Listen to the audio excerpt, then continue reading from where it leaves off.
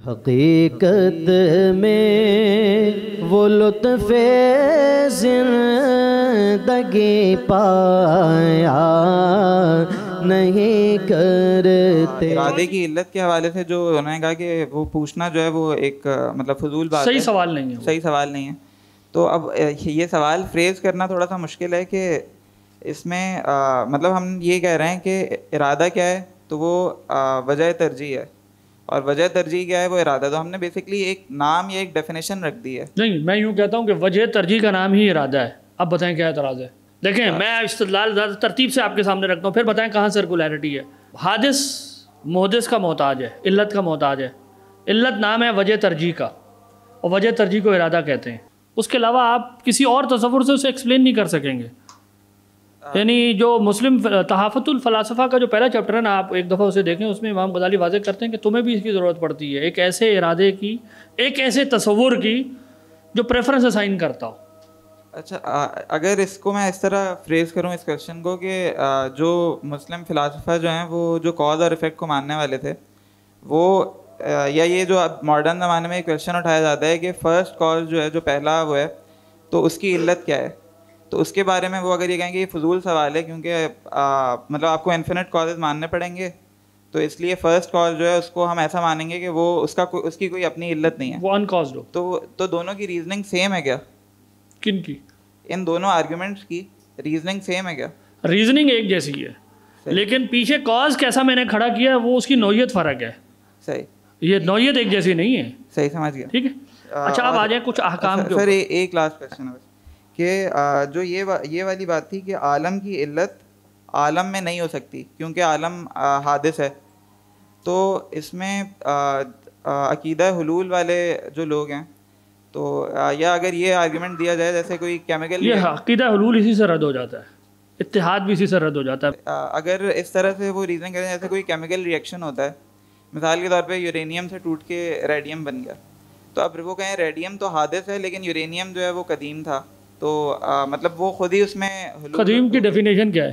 جو حادث نہ ہو، جو عدم سے وجود میں نہ آئے، جو غیر مسبوق بالعدم ہو۔ ابھی آپ تھوڑی دیر پہلے کہہ رہے تھے کہ یورینیم سے یوں ہو گیا، تو وہ تو نہیں تھا، ہو گیا نہیں، ریڈیم ہو گیا، یورینیم وہ کہہ رہے ہیں پہلے سے تھا۔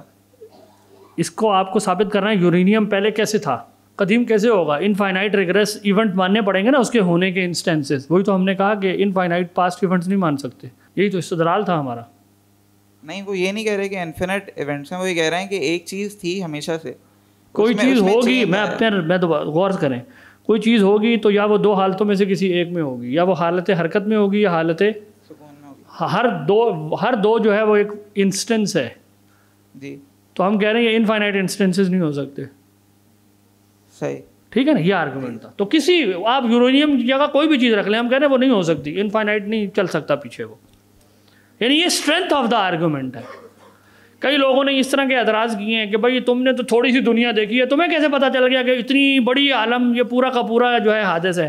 ہم کہہ رہے ہیں ذرا غور کرو، تھوڑی دیر کے لیے کھڑے ہو جاؤ۔ ہم کہہ رہے ہیں کہ چیز یا اسپیس میں ہوگی یا اسپیس سے ماورا ہوگی۔ جو چیز اسپیس میں ہوگی وہ حالت حرکت اور سکون میں سے کسی ایک میں ہوگی۔ بتاؤ اس پر کیا اعتراض ہے؟ اور یہ جو حالت حرکت اور سکون ہے، یہ انفائنائٹ نمبر آف ایونٹس نہیں ہو سکتے۔ اب اسپیس کے اندر کتنا ہی بڑا اسپیس ہے، اس کے اندر کتنی ہی چیزیں، ہم کہہ رہے ہیں اس کی ایبسولوٹ بگننگ ہوگی۔ یہ آرگومنٹ کی اسٹرینتھ ہے۔ چلیں آپ جائیں، اب ہم کچھ کہ جو ہم نے ذات باری تعالیٰ ثابت کی اس کے کچھ احکام ہیں۔ احکام ذات باری تعالیٰ، پہلا یہ ہے کہ جی وہ واجب الوجود ہوگی یا قائم بالذات ہوگی، اس کو قیام بالذات کہتے ہیں، یہ پہلا حکم ہے۔ حکم سے مراد یہ ہے کہ میری عقل نے کیا چیزیں ہیں جو ثابت کی ہیں اس علت کے بارے میں، تو وہ پہلی یہ کیا ہے، قیام بالذات یا صمد، یعنی وہ محتاج نہیں ہو سکتا، جو وہ کائنات کی علت ہے وہ محتاج نہیں ہو سکتی، وہ قدیم ہوگی۔ قدیم کیوں ہوگی؟ اگر میں یہ مانوں قدیم نہیں ہے تو الٹرنیٹو کیا ہے؟ حادث ہوگی، تو پھر وہ محتاج ہوگا، اپنے سے باہر کسی کاز کا محتاج ہے۔ تو مانا نہیں جا سکتا کہ عالم کی جو یعنی جو ذات باری تعالیٰ ہے وہ کیسا ہو، حادث ہو، ماننا ہوگا کہ وہ قدیم ہے، غیر مسبوق بالعدم ہے، he never ceases to exist. یہ مانا نہیں جا سکتا کہ خدا ہو اور میں یہ کہوں کہ کبھی ایسا بھی تھا کہ خدا نہیں تھا پھر ہو گیا، تو جو نہیں ہو گیا ہوا ہے وہ پھر خدا ہے ہی نہیں، کیونکہ وہ پھر واجب الوجود نہیں ہے، بات آ گئی سمجھ میں؟ وہ قائم بالذات نہیں ہے، بقا کی صفت سے متصف ہوگا. کیوں جی؟ اگر جو چیز ہم کہتے ہیں جو چیز قدیم ہو وہ کبھی معدوم نہیں ہو سکتی. یعنی اگر خدا معدوم ہوگا تو ماننا پڑے گا کہ اس کے وجود کو کسی نے کیا کیا ہے، عدم میں کنورٹ کر دیا ہے. تو ماننا پڑے گا کہ اس کا کیا ہے، اس کی کوئی کاز ہے جو کیا کر رہا ہے، اس کے وجود کو کس میں کنورٹ کر رہا ہے، عدم میں. آگے چل کے ہم دیکھیں گے کہ دو علتیں، دو واجب ہونا محال ہے. یعنی اس میں بحث یوں ہے کہ اگر ہم یہ مان لیں کہ خدا کبھی معدوم ہو گیا تو ماننا، اب جب ہم کہیں گے کہ اس کا کوئی کاز ہوگا تو وہ کاز یا حادث ہوگا یا قدیم ہوگا. اگر کاز قدیم ہے تو آپ گویا پری سپوز کر رہے ہیں کہ دو قدیم ہیں. کیا فرض کر رہے ہیں؟ اور ہم آگے آپ کو دکھائیں گے یہ پاسبل نہیں ہے، دو واجب الوجود نہیں ہو سکتے. اور اگر ذات واجب ہے اگر وہ معدوم ہو جائے تو وہ واجب ہے پھر بائی ڈیفینیشن، وہ تو ممکن ہے.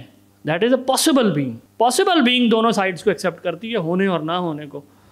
تو جو نیسیسری بینگ ہو، واجب ذات ہو، وہ عدم کو قبول ہے. تو جب ہم نے پہلے سٹیپ پہ ثابت کیا کہ وہ ذات واجب ہے اور وہ قدیم ہے تو اس کا معدوم ہو جانا محال ہے. یہ جو اب اس طرح کی باتیں کی جا سکتی ہیں نا، ہو سکتا ہے خدا ہو، نعوذ باللہ مر گیا ہو، اب ہو ہی نہ. دیکھیں کتنی آسانی سے یہ باتیں ان تمام پرنسپل سے اڑ جاتی ہیں کہ یہ بچکانہ قسم کے استدلالات ہیں. یہ وہ اصول ہے جس پر ہماری تاریخ میں بہت لے دے ہے، بہت بحث ہے. اس کو کہتے ہیں مخالفت الحوادث. مخالفت الحوادث کا مطلب یہ ہے کہ God is in like every thing. پورا عالم کیا ہے؟ حادث. تو گاڈ جو ہے وہ حوادث سے کیا ہے؟ ٹرانسینڈنٹ ہے، ڈفرینٹ ہے. کیونکہ اگر آپ نے کہا نا کہ خدا بھی حوادث لاحق ہوتے ہیں تو اس کا مطلب ہے خدا پھر کیا ہے؟ قدیم نہیں ہے، مخلوق ہے. پھر وہ تو خود ایفیکٹ ہے. تو مخالفت الحوادث پر ہمارے متکلمین بہت زور دیتے ہیں. اور اس مخالفت الحوادث کے کچھ پہلو ہیں. وہ ایک صاحب سوال کر رہے تھے، ہم نے کہا اس کو سسپینڈ کرتے ہیں، آگے لیتے ہیں. ہم کہتے ہیں خدا نہ جوہر ہے، نہ عرض ہے، نہ جسم ہے. اگر مان لیا نا کہ خدا جوہر، جسم، باڈی ہے، ایکسٹینٹ، تو آپ کو فرض کرنا پڑے گا کہ وہ اسپیس کی کیٹیگری خدا پر گویا آپ کیا کر رہے ہیں؟ لاگو کر رہے ہیں. خدا پر کیا لاگو کر رہے ہیں؟ اور پھر خدا خاص مقدار کا محتاج ہے نا، خاص. یعنی جیسے آپ کہیں گے خدا جسم ہے معاذ اللہ، تو آپ نے فرض کیا کہ اس کی کوئی پرٹیکولر ٹائپ کی ایکسٹینشن ہے. یعنی یہ باڈی یہ بڑی ہے، یہ چھوٹی ہے. تو سوال پیدا ہوگا کہ خدا اس پرٹیکولر سائز کا کیوں ہے؟ اس سے بڑا یا اس سے چھوٹا کیوں نہیں ہے؟ پھر جیسے ہی آپ باڈی لیں گے تو ساتھ ہی مقدار کا تصور آئے گا، ساتھ ہی کیا تصور آئے گا؟ اسپیس کا تصور دوڑا آئے گا. بات آئی سمجھ میں؟ آپ ذرا متکلمین کی گہرائی دیکھیں نا، وہ اس بات کو بھانپ گئے تھے کہ اسپیس کی کیٹیگری خدا پر اصل میں لاگو نہیں ہوتی، اور اسپیشل چیز ہوتی ہے جوہر اور عرض. عرض اس لیے نہیں ہوگا کیونکہ امام غزالی نے ایک دعوے پر، مفتی صاحب انشاءاللہ پڑھائیں گے، ایک دعوے پر الگ الگ بحث کی ہوئی ہے کہ جب آپ نے یہ کہہ دیا کہ خدا جوہر نہیں ہے تو وہ عرض خود بخود اس کو لاحق نہیں ہوگی، کیونکہ عرض اپنی وجود کے لیے جوہر، وہ تو جڑتی جوہر کے ساتھ ہے. جب جوہر نہیں ہے اور جسم نہیں ہے تو وہ عرض بھی نہیں ہوگا، کیونکہ اگر آپ نے یہ مان لیا تو پھر وہ محتاج ہوگا. دوسرا دعویٰ جو اسی کے اندر جوڑا ہوتا ہے، خدا جہات سے اور اتصال اور انفصال سے ماورا ہے. یہ بہت زیادہ مشکل دقیق نقطہ ہے، اور اس پر ہمارے ہاں جو ایک گروہ تھا کرامیہ کا بالخصوص، جو گروہ مجسمہ کی ایک ایڈوانس شکل تھی، سوفسٹیکیٹڈ ان کا مقدمہ تھا، وہ اس پر بہت لے دے کرتے تھے. امام راضی نے اس پر بڑی تفصیل سے بحثیں کی ہیں. یعنی دعویٰ یہ ہے، آپ کو جو سوال نامہ بھی دیا تھا نا اس میں ایک سوال تھا، اب آپ کو یہاں اس کا جواب ملے گا. سوال یہ ہے کہ کیا خدا کائنات میں ہے یا کائنات سے خارج ہے؟ میں لفظ ڈیلیبریٹلی کیا بول رہا ہوں؟ کائنات سے. متکلمین کہتے ہیں یہ دونوں ہی اسٹیٹمنٹس غلط ہیں. کیوں؟ اندر اور باہر دونوں پری سپوز کرتے ہیں کس چیز کو؟ جسم کو، اسپیس کو. اور جب ہم نے کہا کہ خدا جوہر نہیں ہے، جسم نہیں ہے، تو کیا چیز اڑے گی خدا کی ذات کے لیے؟ جہاد کے وہ تصورات جو ہم قائم کرتے ہیں، جسم دوسرا جسم، جب وہ ریلیٹو آمنے سامنے آتے ہیں، جہاد کا تصور تو تب پیدا ہوتا ہے نا. اوپر نیچے دائیں بائیں جو 6 جہات ہیں میری، اس کے تصورات کب پیدا ہوتے ہیں؟ جب میں ان سے پہلے کیا فرض کروں؟ باڈی. اور خدا جوہر اور عرض نہیں ہے، یہ مشکل ہے، مجھے پتہ ہے یہ بحث. خدا کے لیے ہم کہہ رہے ہیں کہ خدا کے لیے یہ یہ کیٹیگری لگ نہیں سکتی خدا کے اوپر اسپیس کی. تو دقیق بات یہ ہے کہ صحیح یہ ہے کہ خدا ایک ایسا وجود ہے جو نہ عالم میں ہے نہ اس سے. یہ چونکہ اتنی مشکل بات تھی کہ مجسمہ کہتے تھے تم نے تو خدا غائب کر دیا. بھائی شیخ ابن تیمیہ بھی یہ اعتراض کرتے ہیں متکلمین پہ کہ تم نے خدا کیا کر دیا ہے؟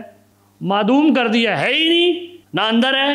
بات کی گہرائی سمجھیں، متکلمین کیا کہہ رہے ہیں. یا اندر اور باہر کس چیز کو پری سپوز کرتا ہے؟ باڈی کو فرض کرتا ہے. باڈی فرض کر رہی ہے کہ وہ حادث ہے، حادث فرض کر رہا ہے کہ وہ محتاج ہے. تو خدا کو کیسے مانا جائے کہ وہ جسم و جوہر اور عرض ہے؟ نہیں مان سکتے. جب جوہر اور عرض اڑے گا تو کیا ساتھ ہی اڑ جائے گا؟ جہت اڑ جائے گی. تو دونوں statements technically speaking, strictly speaking, دونوں اسٹیٹمنٹس کیا ہو جائیں گی؟ اب مجسمہ کا اعتراض پڑھیں جی، یہ عبارت آپ پڑھیں جی.